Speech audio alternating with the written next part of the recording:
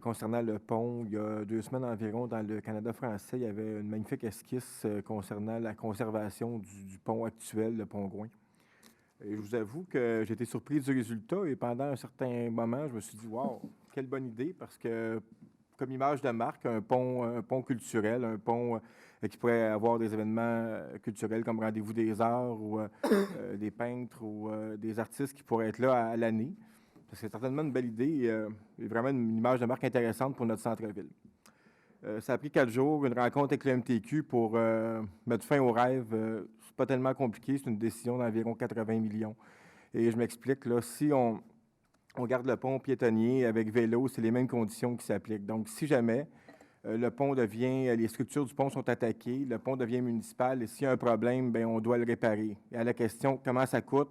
Bien, le MTQ a répondu, bien, on a préféré en bâtir un neuf. Ça ne valait même pas la peine de faire une étude coût-bénéfice. Donc, je pense que malheureusement, même si c'est une très bonne idée, puis même si on aurait pu jouer cette carte-là dans le développement du centre-ville, ça va être excessivement difficile de construire dans ce sens-là. Je sais qu'il va y avoir des consultations, il va y avoir des gens qui vont être rencontrés prochainement dans le dossier du pont, mais malheureusement, je pense que cette option-là devra être rejetée parce que c'est vraiment jouer à la roulette russe en acceptant là, un projet qui pourrait nous coûter 70, 80, 90 millions dans les 10, 15 prochaines années.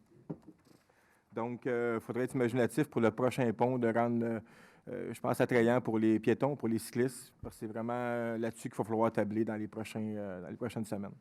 Donc, merci.